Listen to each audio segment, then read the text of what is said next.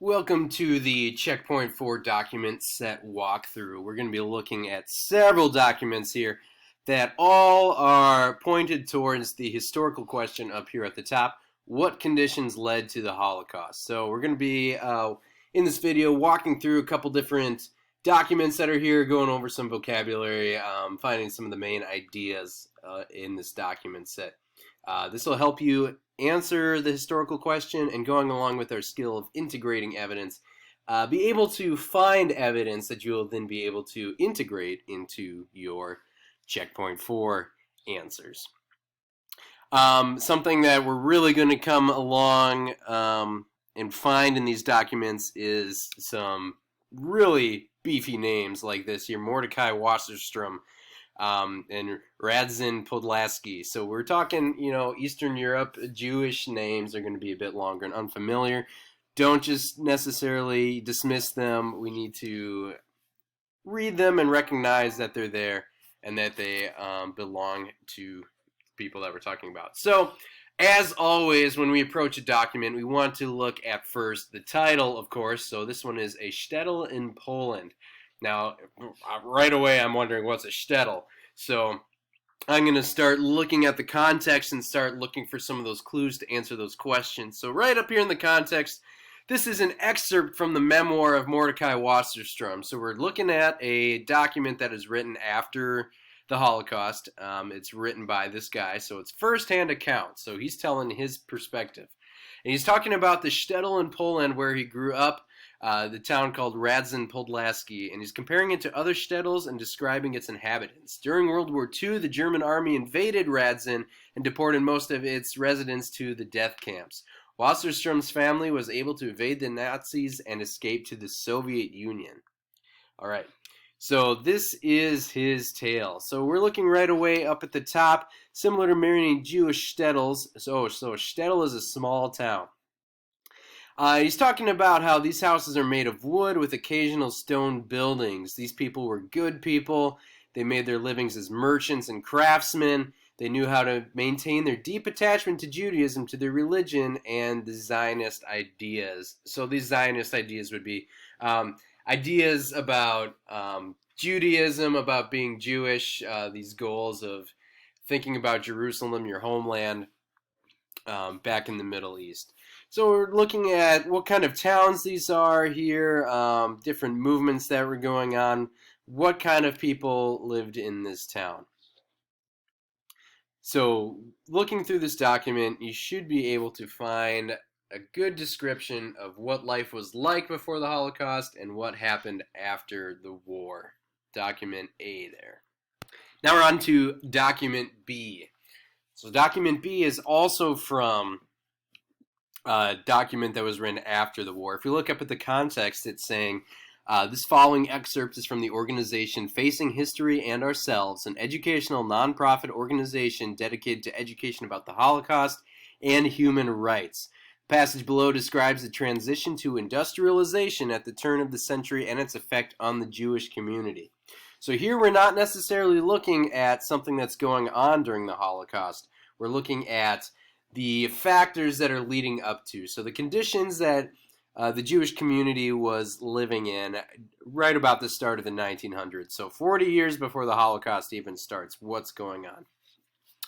I'm seeing as I approach this document, it looks like we're talking about the effect of urban areas on these industrial centers. So big factory cities where they're making lots of things. Hundreds of thousands of people are moving to the cities. And an older way of life like the Jews might belong to, around farming and little villages, that's kind of disappearing. So while these shtetls, we come across that word again, while those small towns lose the central place that they had long held in the lives of Eastern European Jews, the effects of industrialization on the shop owners, artisans, and small business owners in these places were profound, and many Jews were forced to seek work in the factories that were growing in size and number as the centuries wore on. So as we look through this document, we really want to be still asking, how are the Jewish people going to keep their way of life, and what effect is that going to have on the people around them, and what are the people around them going to think about the Jews? So as you look through this document, you should be looking for answers to that question. How are the Jews going to stay the same during change? And what are other people going to think about them?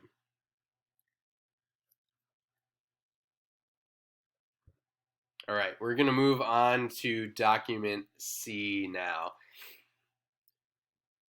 Again, document C, like before, it's telling us this is life before the Holocaust.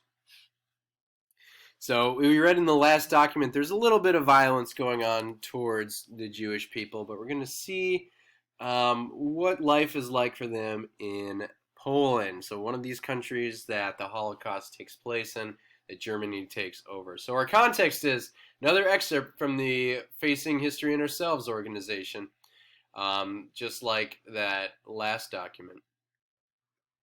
So we're talking about before the Holocaust, the first line here. Jews were the largest minority in Poland. So that means they are one of the like the second largest group of people in Poland, in this country. So in their major cities, the Jews and the Poles spoke each other's languages. They interacted in markets, on the streets. Sounds like it was pretty peaceful life for everyone there. Even so, there's diversity, there's mixed communities going on there. But I'm seeing right here that did not mean that anti-Semitism is our word that talks about being anti-Jewish. So it does not impact the lives of Polish Jews, but Jews are part of Poland, and Polish culture was in part Jewish.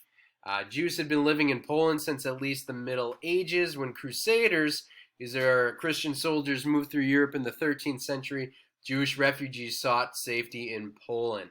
So for years, for centuries, Poland is this place for Jews to live. They know they'll be safe there. They'll have some protections. And we're going to see what changes here. So as you look through that document, think about that.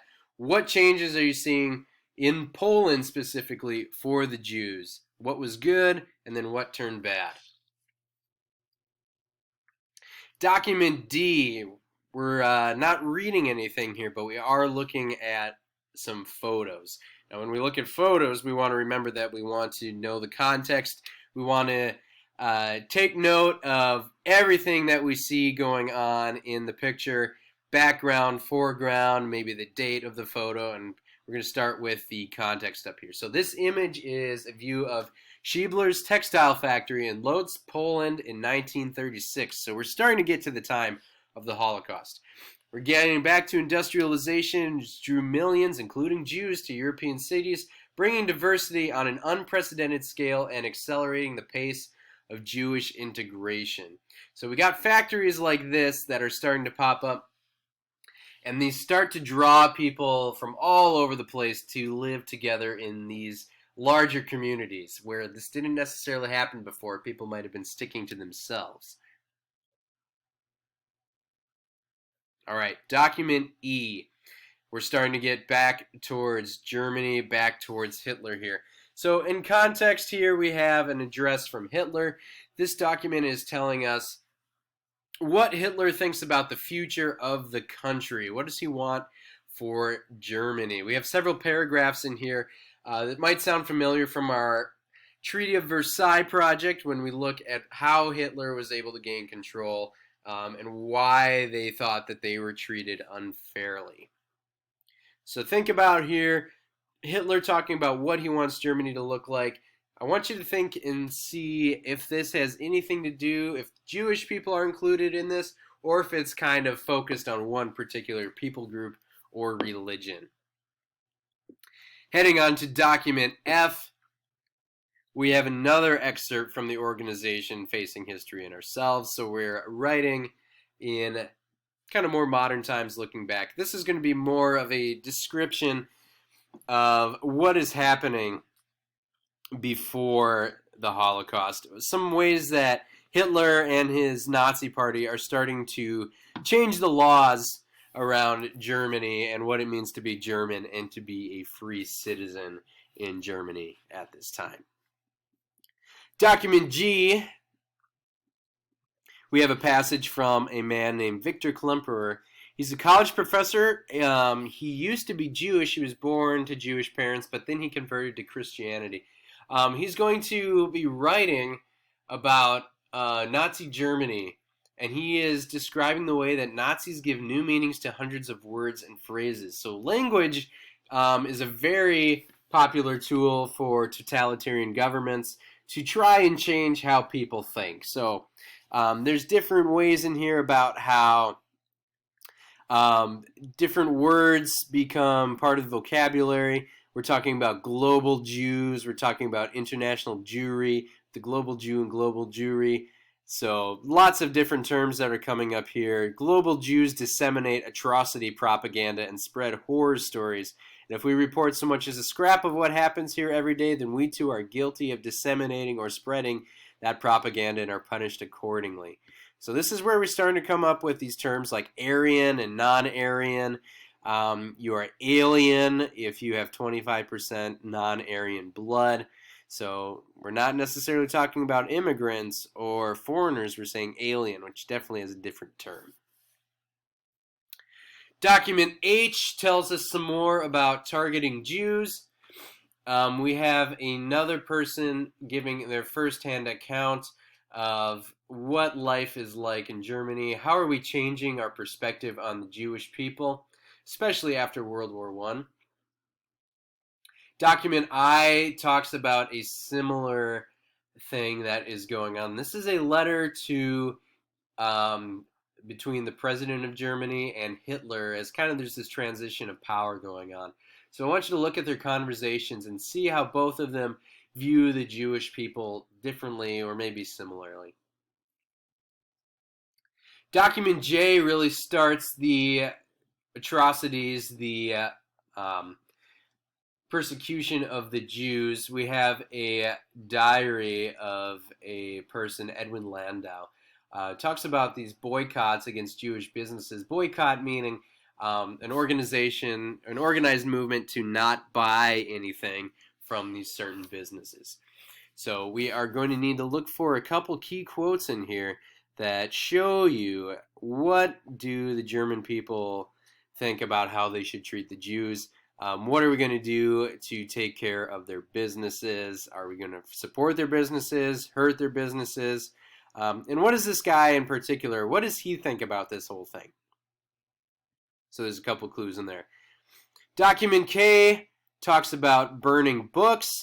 We have, that's a popular thing that is going on where people don't like certain ideas, and we're going to start burning books to show that discrimination against different ideas. All right, and document M is very interesting. It's a different style because this comes from a children's book. So this would be something that you would read to your children as they're growing up in Nazi Germany. If you want them to be good little Nazis, they're going to read this book, maybe before bedtime. Very, very nice and cute way to end your day. So this is written by a guy named Julius Streicher. He's executed as a war criminal in 1946, so that kind of tells us what he's like. But this is a story about a mother and her children